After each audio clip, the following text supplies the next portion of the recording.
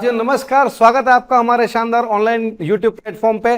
आज दोस्तों हम लोग बात कर रहे हैं कल के दिन घटित एक ऐसी घटना की, एक ऐसी जो हमारे देश के अंदर एक राजनीतिक जो कल घटना घटी है, जिसको लेके अभी पूरे मीडिया जो है वो इसको लेके चल रही है। लेकिन हम इसको थोड़ा सा डीप एनालिसिस कर रहे हैं आपके लिए कि ये पूरा मैटर क्या है।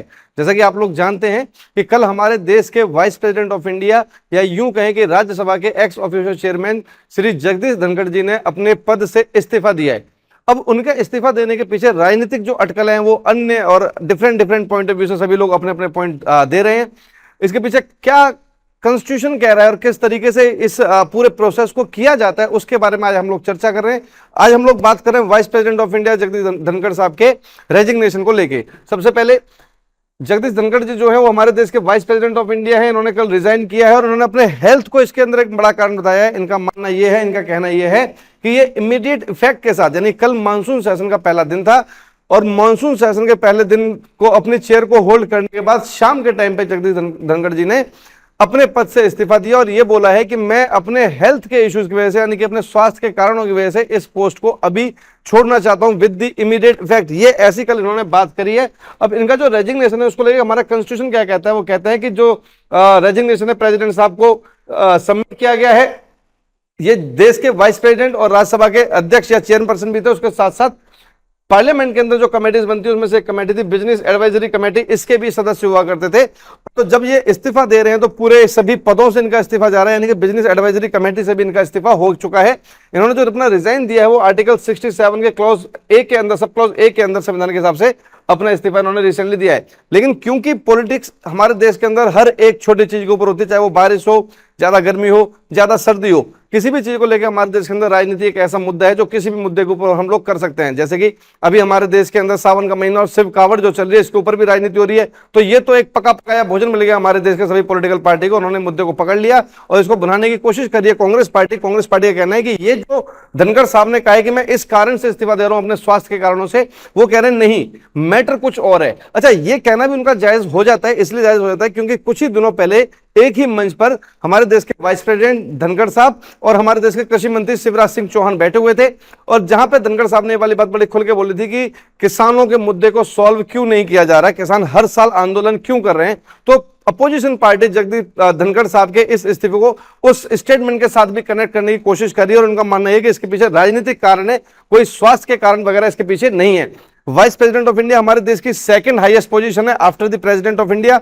हालांकि ये एक ऐसा पद है जिसके पास अपना करने के लिए कोई कार्य नहीं है, इसलिए इस पद की अपनी कोई भी सैलरी या अलाउंसेस नहीं होते। तो वाइस प्रेसिडेंट ऑफ इंडिया का जो मेजर काम होता है वो ये रहता है कि वो राज्यसभा के एक्स ऑफिशियल चेयरमैन के रूप में कार्य करते हैं। उनको सैलरी वगैरह भी एज अ राज्यसभा के एक्स ऑफिशियल चेयरमैन के रूप में मिलती है, ना कि as a vice president of India. तो सेकंड बड़ी पोजीशन ये होल्ड कर रहे थे और ये पार्लियामेंट के सेशन के तुरंत बाद, मतलब फर्स्ट डे के तुरंत बाद इन्होंने अपना इस्तीफा की बात करी है।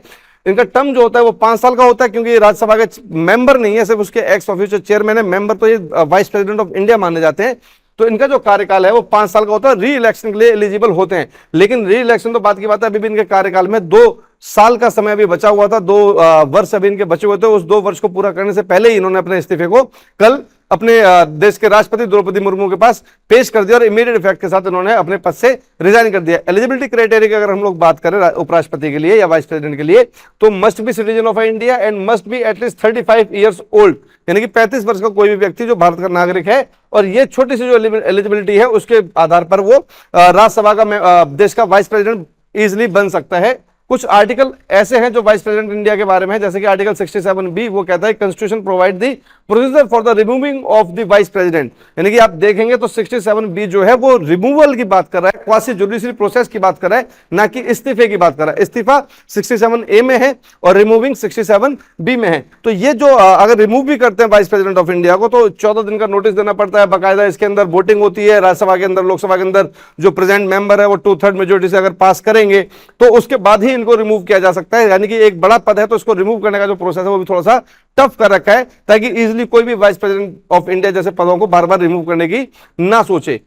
ये कुछ आर्टिकल है वाइस प्रेसिडेंट ऑफ इंडिया को लेके कि 63 के अंदर वाइस प्रेसिडेंट होने चाहिए, 64 के अंदर vice president shall be the x official chairman of the Rajya Sabha council of state की बात कर रहे हैं। तो इस तरीके से जो राज्यसभा के अंदर या जो हम कहेंगे हमारे देश के जो सेकंड बड़ी पोजीशन है उपराष्ट्रपति की, वाइस प्रेसिडेंट ऑफ इंडिया की, उनके जो संवैधानिक आर्टिकल है वो 63 से लेके 71 तक कंटिन्यूसली चलते रहते हैं, और इससे पहले जो आर्टिकल्स चलते हैं वो सारे के सारे प्रेसिडेंट ऑफ इंडिया के बारे में चलते हैं, क्योंकि वाइस प्रेसिडेंट और प्रेसिडेंट ऑफ इंडिया के जो जिक्र किया गया है वो हमारे संविधान के भाग 5 पार्ट 5 आर्टिकल 52 से लेकर 151 के बीच में चलता है। तो स्टार्टिंग ही जो इनके आर्टिकल्स होते हैं वो प्रेसिडेंट और प्रेसिडेंट के बाद वाइस प्रेसिडेंट ऑफ इंडिया के आर्टिकल्स के अकॉर्डिंगली बात चलती है।